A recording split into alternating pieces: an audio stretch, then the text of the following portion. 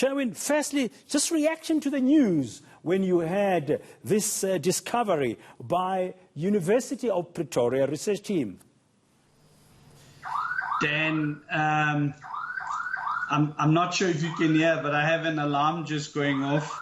I'm not sure if it's from the neighbor's house, but thank you so much for having me on. What amazing news from Professor Berkholz about the discovery of these new compounds. I think what we're seeing is an increasing toolbox for malaria elimination that really accelerates us towards zero malaria. And I think that this news is exciting. I know Professor Berkholz and the team are saying it's not immediately available and there's a journey to be taken. But to have a compound that could stop transmission really would accelerate our efforts in malaria elimination and make it imminent. Yeah, you know, what got me more excited is because you, as an NGO, founded here on the African continent. I mean, it's a group of African entrepreneurs. I mean, your founder, Robbie Brosen, when he founded Goodbye Malaria, he said this is an effort by Africans to sort out an African problem.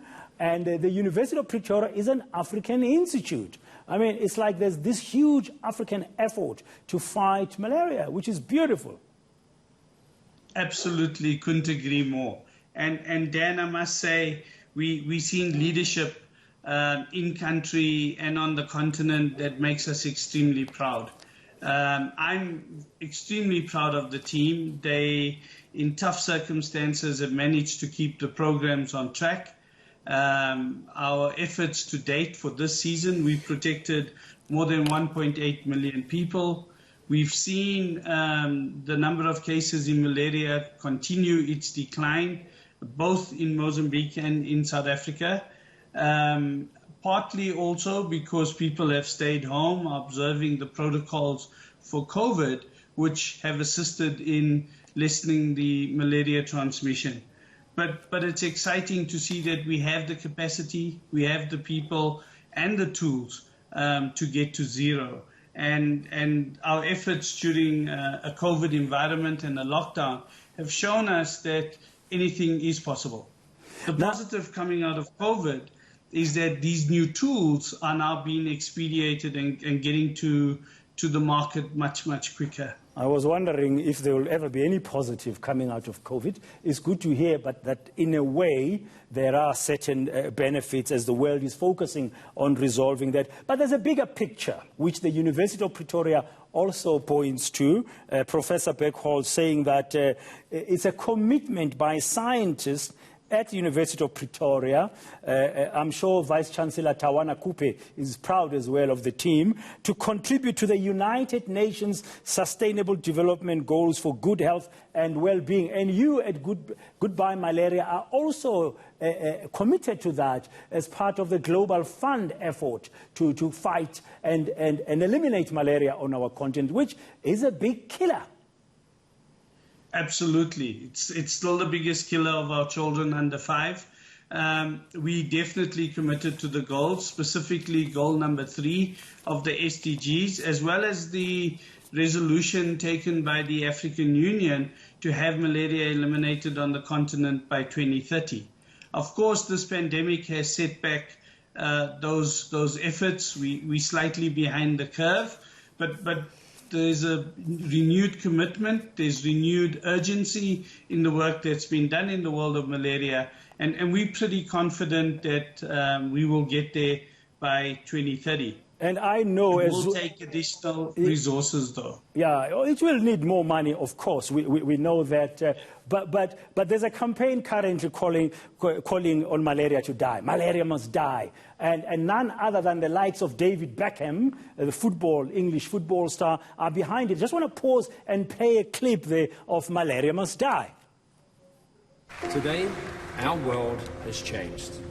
We have defeated humankind's oldest and deadliest enemy, a disease that has killed billions, more than any other in history.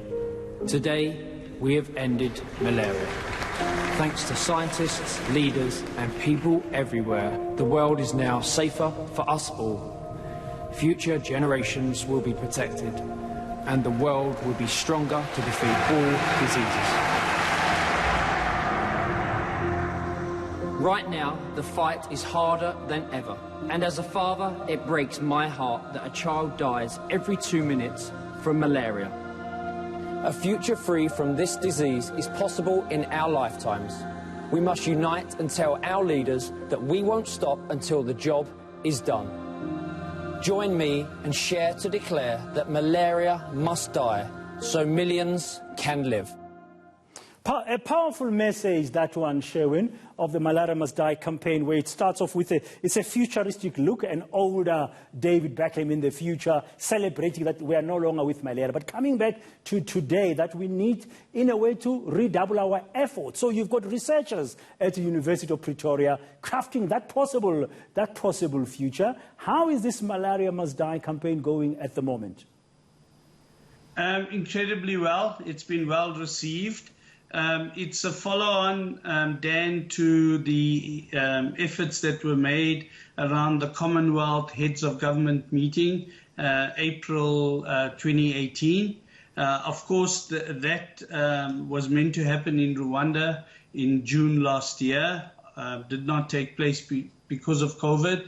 And we're hoping that it will take place in June of this year in Rwanda, where we will call on the heads of government to provide additional resources to the fight against malaria. This is a disease where we know we can get to zero. We have a pathway and we have the tools. What we must not forget is that it's got to be community-led, that our communities must be involved in the fight against malaria. We need to excite our young people to take this up as a cause and to know that we can get to zero. Our communities must believe that they don't have to live with malaria anymore.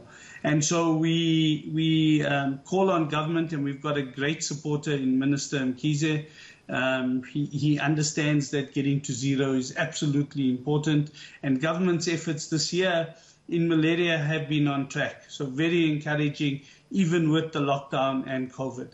That's good news to hear. Thank you very much, Sherwin Charles, the CEO of Goodbye Malaria, giving us the reaction, of course, to the news, the good news of that breakthrough of a possible potential way to eliminate malaria that's been found by the University of Pretoria researchers. Still a long way to go, but it is a step in the right direction. Africans doing it for themselves in making sure that we win the fight against malaria. Malaria must die.